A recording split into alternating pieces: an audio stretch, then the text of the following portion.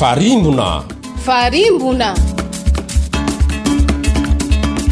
fandarana mivokarina ireo radio mivoiny fandriam-pahalemana eto Madagasikara na coalition des radios pour la consolidation de la paix à Madagascar. Farimbona Falmerabanao mpiandray izay eto amin'ny coalition des radios ary mankasitraka anao manaraka ity fandarana Farimbona ity sy vokatry ny fiara-miasa ny ambassade de France, ny CNIDH ary ny coalition des radios pour la consolidation de la paix à Madagascar. Tamin'ny fandarana teo aloha dia nresaka isika mikasika ny Zon'olombelona amin'ny ankapobeny sy mikasika ny CNIDH, ny niforonany ary ihany koa ny firafiny. Ho amin'ny anio dia horesantsika indray ny amin'ny Zon'olombelona sy ny tranga raisin'ny CNIDH an-tanana. Nasaina ary Ramatoa Matavomana Georgine, commissaire amin'ny CNIDH na ny Commission nationale indépendante des droits de l'homme eto Madagasikara, ampafantatra misy kokoa ny amin'izany hoe Zon'olombelona sy ny tranga raisin'izy ireo izany. Miarabasy misotranao ary Ramatoa commissaire nanaiky vahiny eto amin'ny coalition des radios ary ihany koa hizara fahalalana ho an'ny mpiano antsika. Miarabantsika rehetra, miarabantsika atao amin'ny coalition des radios ary miaraba ny mpiaino satria fantatray zao fa manerana nosy ity fandarana ity. Anampianao amin'ny fahafantarana ny zonao sy ny amin'izay tokony ataonao raha sendra ka hiara-ny fanitsakitsana izany zo izany ity fandarana ity koa manasanao ary anaraka hatramin'ny farany. Ankoatra ny resadresaka atao amin'ny vahintsika dia isy ihany koa ny fianona amin'ny feon'olom-pirenena tsotra mikasika ny lohahevitra. Cédric Arasoazanakolany amin'ny lafiny teknika, Nicolas Raoul Arsène eto amin'ny fanolorana ary ny radio mpikambana eto amin'ny coalition des radios mampita amin'ny feo. Melohan'ny andrenesantsika amin'ny vahiny dia andeha aloha hainoantsika rehefa nehoan-kevitry ny olom-pirenena maro samihafa mikasika ny tontolon'ny demokrasia eto Madagasikara. Aminao voaja ve ny demokrasia sy ny fahalalahana maneho hevitra eto Madagasikara? Raha ny fijeriky azy manokana aloha dia tsy voaja satria ny zavatra misy ankehitriny ny olona rehetra izay maneho hevitra na amin'ny alalan'ny Facebook io na amin'ny alalan'ny radio io na eny kianja io dia matetika izy ireny ratratra ny fantatra ny identification dia misy ny fisamborana sy ny fandrahonana. Toy izany koa ohatra ny mpanao gazety koa ary maro amin'izy ireny nefa voasambotra noho ny ampanantanterahana ny asany. Dia ny olona rehetra izay maneho hevitra zany ao anatrehan'ny zavatra tsy zakany amin'ny fiainana dia misy foana ny herisetra ataon'ny fitondrana eo aminy. Izany nahitana hoe tsy dia manjaka ny demokrasia eto Madagasikara. Amin'ny lafiny iray aloha ilay izy voaja ihany nefa amin'ny lafiny iray koa hitako hoe tsy dia voaja loatra. Voaja ilay izy satria afaka maneho hevitra ny olona, afaka migreva rehefa misy ny tsy mifanaraka amin'ny zavatra tiany atao. Dia amin'ny lafiny iray nefa tsy voaja koa satria vao maneho hevitra lavalava ny olona dia to dia samborina, toriana, izay ny fahalalako anazy. Aminakay manokana moa zany ilay demokrasia raha eto Madagasikara angamba ny azo lazaina hoe demokrasia fa le fampiarana azy tsy dia hain'olona loatra. Hoe malalaka ny olona ve maneho hevitra raha amin'izay manokana moa raha jerena amin'ny zava-misy eto Madagasikara. Ny isika moa zany maneho hevitra ohatran'ny hoe mandrangotra. Raha eo amin'ny lafiny politika tiako tenenina. Izany hoe maneho hevitra ny sasany fa ohatran'ny hoe mandrangotra ahoana moa itenenana izany hoe diso tafahoatra loatra na koa hoe diso goragora loatra moa izany. Fa amin'ny lafiny iray koa hoe misy migrevy zao eo amin'ny 13 mai maneho hevitra izany malalaka izy fa misy ihany ny limite moa zany. Fa matetika tena hoe raha tena amin'ny ankapobeny moa zany tsy dia haintsika loatra le hoe demokrasia. Fa raha hoe malalaka izy maneho hevitra tena misy maneho hevitra fa mandrangitra ny sasany na hoe diso tafahoatra loatra. Dia tsy haiko hoe malalaka ve izay sa tokony apetraka ny fefy na hoe ohatr'izany. Raha amiko manokana le demokrasia dia zany hoe tsy fantatra an'ilay olona inona atao hoe demokrasia aloha zany tena marina farafahazako anazy moa zany dia hoe ny demokrasia dia hoe fahefan'ny vahoaka afaka maneho hevitra raha ohatra ohatr'izay zany fahazako anazy dia indraindray zany hoe tsy voaja le izy dia indraindray voaja. Ny tiako tenenina zany dia hoe misy fotoana ohatran'ny hoe misy raharaha zany eto amin'ny firenentsika ohatran'ny hoe misy zavatra miseho dia amin'iny olona maneho hevitra kanefa ny amin'izay fotoan'izay indraindray zany sasany maneho hevitra ny tena marina izy fa miandry izy rehefa avy hoe tsy maintsy voateny aza na hoe mety isy hiditra-pondra am'le zavatra tenenina, zany hoe efa miandry izy hoe hiteny marina zaho de tsy maintsy hoe mety isy zavatra ohatr'izao anjoana rehefa eo, zany hoe azo lazaina koa hoe saritsara ny demokrasia zany misy eto amintsika.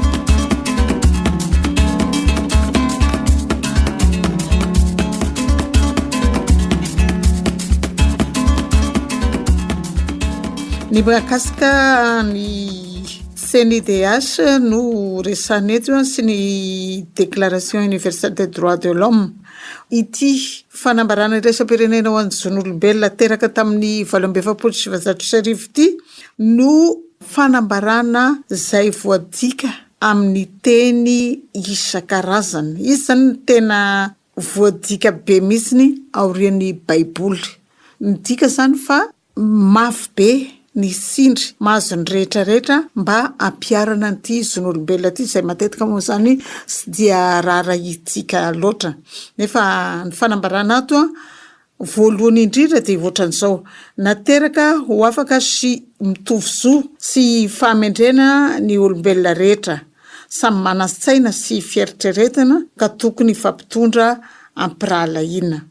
Io ny tena fanambarana goavana zany. Ao ny tena mifototra ity fanambarana iraisam-pirenena miaro ny zon'olombelona ity dia ny fitovian-jony tsirairay. Voateraka le olombelona voary mihitsy arana mbola anankibo dia tokony voazany zo maha-olombelona ny zaza dia mandra-panamata ary izy mbola manana zo. Raha ny CNIDH manokana moa dia miezaka tsy hanavakavaka na ankilebimaina na olona dala na inona ny fahotanao zany na olo-tsotra ianao ka misy zonao voaetsakitsaka dia mandray an-tanananao ny CNIDH ary manoranao ny lalana tokony alehanao mba hisitranao an'izany zonao izany. Ramatoa Komisera, tsikaritra efatra amin'ny elany tsy fitovian-danjara sosialy misy maneran-tany. Ahoana fandraisan'ny CNIDH an'io tranga io? Mbola misy zany le sy fitoviana eo amin'ny samy olombelona. Ny CNIDH zany hatramin'izay ka hatramin'izao dia miara-miasa any rehetrarehetra any anivon'ny fiarahamonina any dia miezaka ny tsy ampisan'io tsy fitoviana io eo amin'ny tsikaikay ka anisan'izany ny famonjena na ny fitandrovana ny zon'ny vehivavy sy ny ankizy. Mandray an-tananan'io zany ny CNIDH ary dia vonona lalandava fa indrindra ireo atao hoe kilemaina sy ireo atao hoe minorité dia ampatsahivina ihany fa reny vitsanisa reny na ara-pivavahana reny na ara-poko na ara-kultoraly mahavisanisa daholo zany satria raha mandeha tsika zany any amin'ny faritra atsimo atsinanana iny dia misy olona village maromaro tena voailika mihitsiny satria ara-kultoraly zany zareo reny dia eritreretina ohatrany hoe tsy olombelona. Nefa zany voararan'ity lalàna iraisam-pirenena miaro ny zon'olombelona ity dia misy ihany koa le ankizy zazakambana moa fiteny azy dia ireny dia veresina zo noho ny antony ara-kultoraly. Izany ny ataoko hoe hidirany CNIDH ny zavatra ohatran'izany ary efa mandeha ny fanentanana zao ary mino fefa mba milentika tsy kelikely any am-pony tsirairay ihany ny fanentanana mahakasika izany. Samy afaka izakany zo sy ny fahafahana rehetra voalaza ato anatin'ity fanambaran'ny zon'olombelona ity ny tsirairay na inona ny volokodina araka nefa ny teneniko teo dia tokony samy misitsaka an'izany zony izany.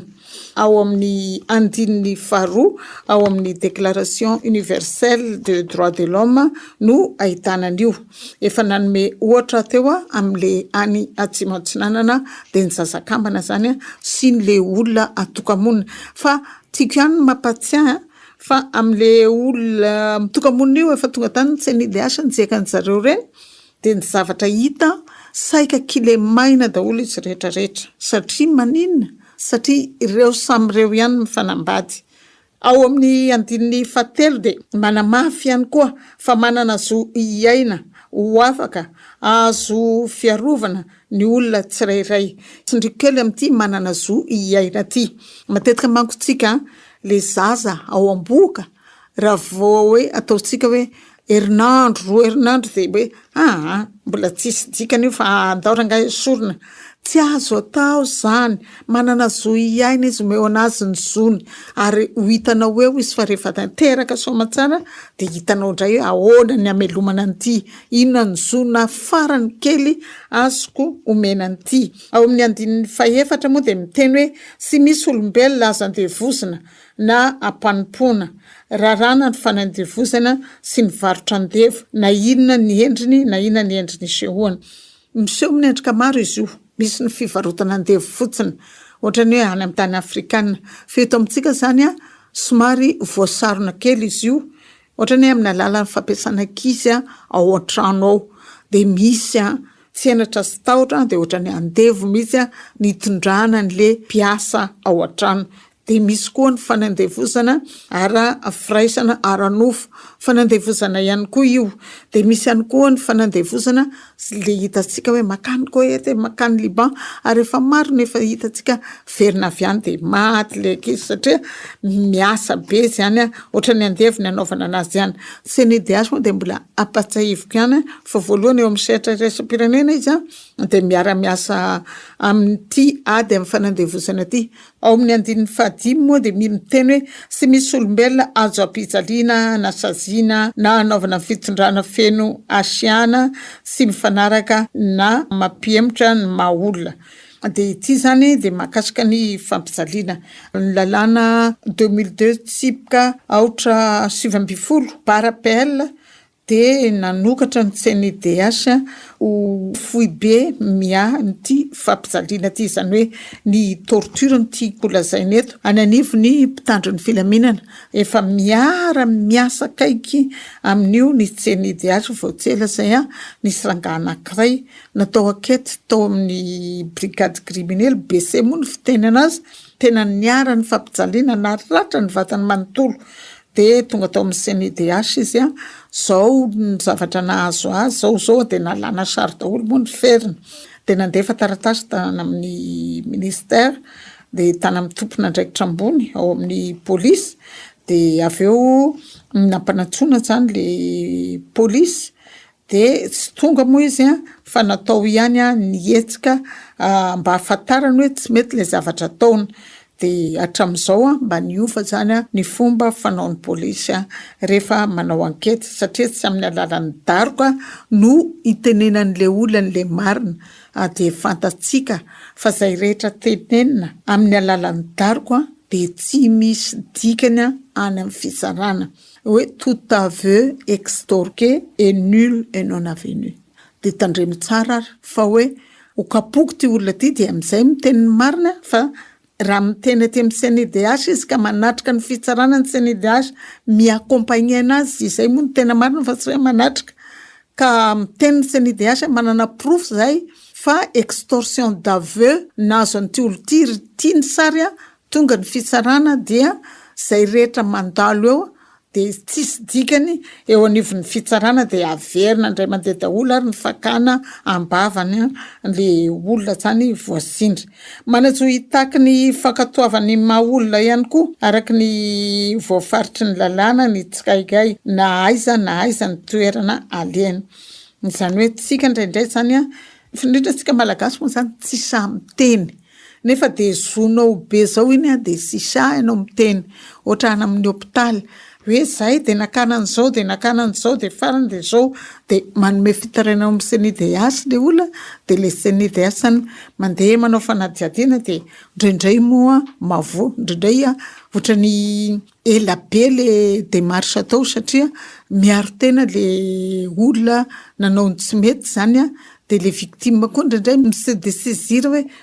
alao ajanona any sao de anahirana anaty de ajanona na atao ary ny aro ny josika de sika ihany koa indraindray ohatra ny hoe sy tisika zany fa matahotra tsika de zay natao ny ty andalana fahenana ty aza matahotra fa mitenena. mitovy ny olon-drehetra eo anatrany lalàna ary samy manantsoa hoarovan'izany lalàna izany indrindra ny mahaolona hitatsika fa ny CNIDH dia miasa kaika amin'ny ministerany fitsarana tompoko izany hoe rehefa eo anatrany fitsarana na iza dia manana lalana hiaro tena akavokazany na mpisolo vava manana zo itory ty moa zany ao amin'ny andalana fahavalo manana zo itory itily ny teneniko teo sahia miteny toroa izay tsy mety hoe ianina nanao an'izao dia mitora tompoko tia ny fitoriko aizany andehanako nany CNIDH afaka manoro hevitra anao mandehana ry CNIDH efa nresaka sika tamin'ny farany teo fa afaka aloha miditra amin'ny fampihavanana nareo rehefa tsy mety moa nareo mihavana fampirara dia mitoria miakarana amin'ny fitsarana any dia anynareo mifankahita satria zonao manana zo itory any amin'ny fitsarana anao sady hiaro ny tenanao mba hanambara hoe zange tsy meloka amin'ity raharaty fiainana mafi no hita ao Afrika Atsimo ao famoretana foana no miatra amin'ireo maro anisa ny fotsy oditra no manjaka ry zareo ny fotsy oditra no mitsentsitra azy ireo kanefa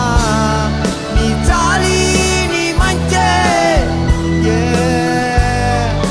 nefa izy ireo no tompony tany mangidy ny fiainany no ny etra ketraky ny sasany olao avy lay falefatena satria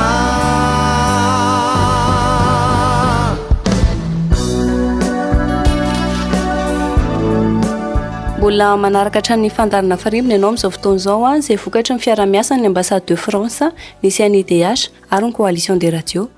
ramatoa Matavimana Georgine commissaire amin'ny CNIDH ny vahiny resadresaka amintsika momba ny zon'olombelona sy ny tranga raisin'izy ireo an-tanana tamin'ny tapany voaloha isika dia niresaka mikasika ny fitsarana ho ajantsika eo izay resaka fitsarana izay fa hiditra amin'ny lafin'ny fifindramonina indray isika mihamasarika ny sain'ny resam-pirenena amin'izao fotoan'izao ny resaka fifindramonina fahobe inona kosa ary no andraikitry ny CNIDH amin'ny famahana izany olan'izany ato amin'ny andin'ny fahatelam-bifolo dia milaza toy izao zon'olona rehetra ny mivezivezy ankalalana ary mifidy izay toerany tiany hipetrahana ao anatin'ny fanjakana igay zon'olona rehetra ny miala amina tany iray eny fa na dia tany naza io ka miverina amin'izany tany izany izy dia azo natao dia raha misy fanenjena azy dia zon'olon-drehetra ny mitady ny fialokalovana any an-tany-kafa io zo io kosa dia tsy azo ampiarina amin'ny raharaha keloka tsotra na amin'ireo asa sy fiesika mifanohitra amin'ny fotom-pisainana sy zavakendren'ny firenena mikambana aotreo aloha zany ny makasika ny zo tsika eto zany ndeha tsy andeha any ivelany tsika fa tsika eto misy ny fifindramonina tena goava ny tatoato pendant les 10 dernières années dia ny antony izy io marina fa zotsika araka ny teneniko teo ny mandeha mifindra safidy ny asa fa ny antony izy io dia antony ara-toe-karena ihany antony ara-toe-karena satria misy tany sasana tena tsy mamokatra ahitany sisy moatran'izany tsisy ny sakafoana dia hitatsika koa na eto Antananarivo zao efa misy fioarany isan'ny olona tokony hipetraka eto Antananarivo dia mitena hoe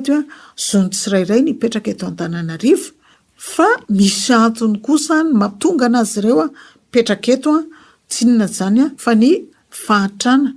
tsy misy orinasa any nizao ny Fransa mivangongo eto daholo ny asa rehetrarehetra mivangongo eto eto izy satria tadidiko tsara ndray mandeha nisy olona ny teny tamiko hoe anareo Antananarivo any mba manasa lamba kely za de fa mba mahazo 2,000 fa ty aminay nge manasa lamba zany de 500 farafahabe de ina moa no azo am'le 500 ohatrohatran'izany zany le fiainantsika malagasy zay mahatonga antsika mitangogona eto andrenivohitra na mifindra monina makany Majunga na makany Digo tsy afenina zany fa iny tapana avaratra iny iny tena manakareny de mirotra daholo ny rehetrarehetra makany misy soratra ray ity ny CNIDH tany Majunga de ny fitarainan'le tompona ndraikitra tao Majunga de sahirana izy ny mandahirana azy reto mpifindra monina avy any atsimo reto tonga ao Majunga de tonga de mipetraka de indraindray tan'olona io ipetrahana io de tonga ny ady miala teto nareo fa 2 taona nareo eto ho asianay trano ny taninay de eo am'izay le raharahabe de le tompona ndraikitra no teny raha mba misy azony CNIDH izy ifampidiniana amin'ny ministera isan'ambaratonga na ny ambony any hoe inona no atao mba anakanana ity fifindramonina zay mahazo ny malagasy ankehitriny ity satria miteraka olana izy io de ny CNIDH moa zany tsara ihany ny manamarika fa androm-panjakana zay afaka manome tolo-dalàna any amin'ny assemblée io na any amin'ny Sénat mba hanovana ny lalàna misy eto amintsika ifanaraka amin'izay filana izay no mahatonga an'le manam-pahefana rehetrarehetra na eto na any amin'ny faritra mitodika amin'ny CNIDH hoe mba jerenareo kely hoe sao de nareo no afaka manome tolo-dalàna de mba hovahina ny lalàna ohatran'izao de ny CNIDH moa zany mieritreritra anao an'izay fa tsy maintsy miaraka amin'ireo teknisianina mahay momba ny lalàna de ny ministerany fitsarana izany de ny olona mifindra monina reny koa matetika tsy manana karapanondro nefa araka ny 15 de mananjo izakan'ny zoam-pirenena ny isan'ambaratonga n'olona rehetrarehetra satria raha vao tsy manana karapanondro ianao dia tsy olom-pirenena ianao zay de dikan'izany olona tsy misy mihitsiny na mivezivezanao ary ataosika hoe clandestin satria mifindra monina anao tsy manana karapanondro anao tsy manana karatry ny fifindra-monina de tsy olona de reny olona reny manatony hoe inona no ataonay inona no ataonareo mandehanana amin'ny tany ny terrahnareo de maka acte de naissance raha ohatra moa zany tsy voasoratra nareo de efa misy ny ezaka ataony ministeran'ny fitsarana mba anoratanareo any amin'ny bokin'ny soram-piangonana de ny asan'ny CNIDH zany satria miara-miasa amin'ny ministeran'ny fitsarana de ny manamora izany dingana rehetrarehetra zany efa voalazanao tao ihany moa ny amin'ny hoe sohiteny sy aneo hevitra raha neto Madagasikara move voaja ny demokrasia sy ny fahalalahana aneo hevitra raha eto Madagasikara de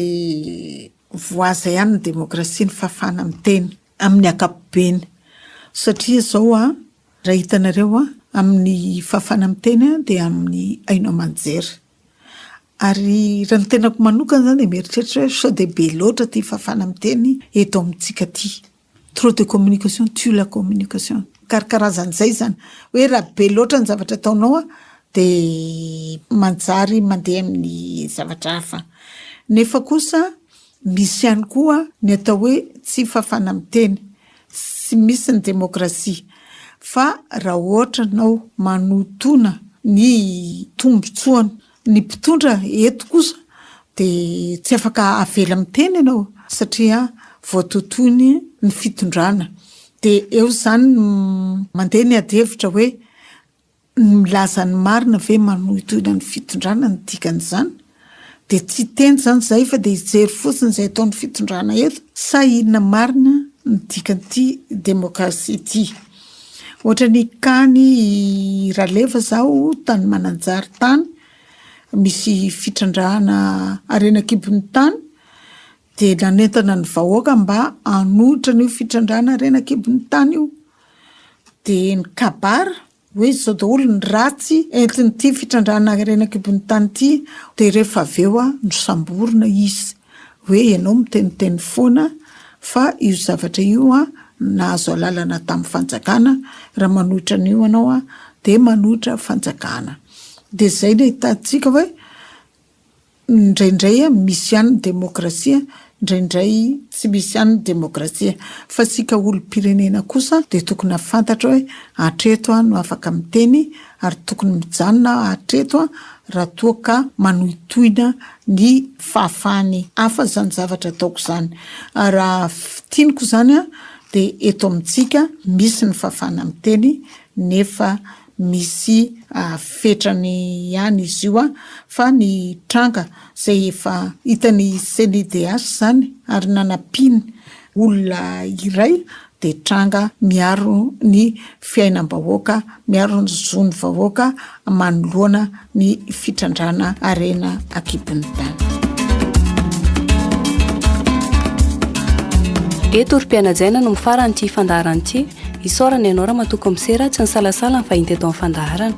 fankasitrana ihany koa natolotra anao piaino ny radio paramesa amin'ny coalition des radios ary ny teknisiana nikirakira ny feo Cédric Rasoasanak'olona teo amin'ny lafiny teknika Nicolas Raouliarzeny atao amin'ny fanolorana ary ny radio mpikambana atao amin'ny coalition des radios no nampita ny feo manome fotoananao amin'ny fandaharana manaraka indray veloma tompoko.